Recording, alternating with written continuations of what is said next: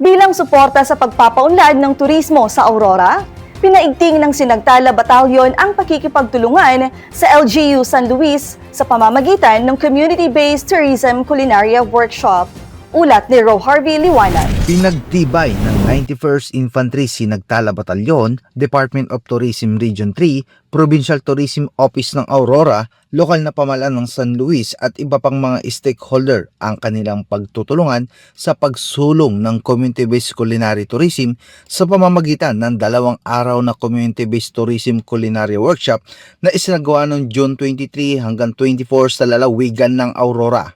Layunin ng programa na mapaunlad ang lokal na turismo sa pamamagitan ng pangangalaga sa mayamang pamana sa pagkain ng Aurora kasabay ng pagbibigay ng karagdagang oportunidad sa kabuhayan, pagpapaunlad ng lokal na ekonomiya at pagpapanatili ng kultura at tradisyon ng mga komunidad. Lumahok sa workshop ang 30 kalahok na kinabibilangan ng mga miyembro ng People's Organization at mga kinatawan ng lokal na pamahalaan ng San Luis. Pinangunahan ni na Miss Chloe Ann Cagueran at Mr. Manuel John Maniti, ma-accredited speakers ng Department of Tourism, ang mga talakayan at pagsasanay upang higit na mapalawak ang kaalaman at kasanayan ng mga kalahok sa culinary at community-based tourism development. Dumalo rin sa aktibidad sina Miss Avon D. Timbol, Chief Tourism Operation Officer ng DOT Region 3. Mga kapatid, Sir, Ma'ams, maraming salamat po. Natutuwa po talaga kami to finally meet you po, no?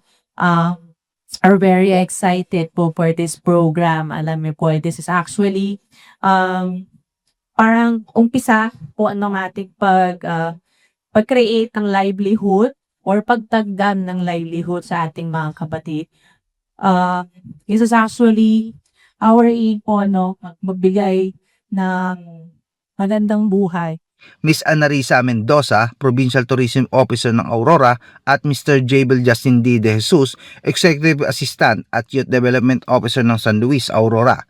Sa kanilang mga mensahe, binigyan din nila ang kahalagaan ng pangangalaga sa lokal na pamana sa pagkain bilang mahalagang bahagi ng kanilang turismo at pag-unlad ng kabuhayan. Isinagawa ang mga lectures sa unang araw ng workshop habang ang kalawang araw ay nakatuon sa maaktwal na demonstrasyon sa pagluluto at food service na ginanap sa headquarters ng 91st Infantry Batalyon sa Barangay Kalabuanan, Baler, Aurora. Sumailalim sila sa serye ng mga lecture at hands-on training sa food safety and handling, food preparation, budgeting, food service, dish presentation at dokumentasyon ng mga tradisyonal na pagkaing sumasailalim sa kultura ng Aurora.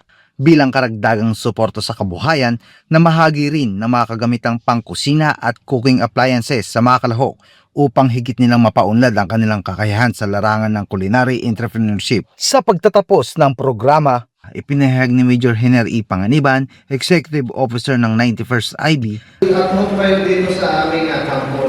So, in behalf ng buong 91st Sinagtala, Infantry Sinagtala Batalyon, na pinangungunahan ng aming Batalyon Commander na si Lieutenant Colonel Michael Angelo Ramirez.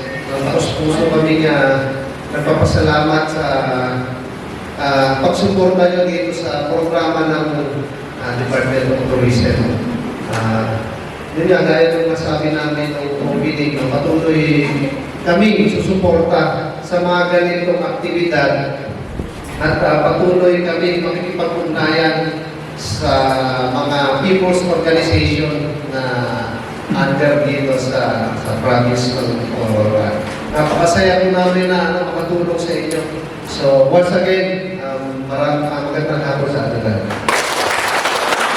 Kinilala ng 91st Infantry Batalyon ang kahalagaan ng nasabing programa bilang hakbang sa pagpapalakas ng lokal na turismo, pagpapaunlad ng kasanayan at pagbibigay ng oportunidad sa mga komunidad upang maging aktibong katuwang sa pagsusulong ng kaunlaran sa Aurora. Mula dito sa lalawigan ng Aurora, ako si Ro Harvey Liwanag, ang inyong pamilyang kaugnay para sa matatag na hukbong katihan ng Pilipinas.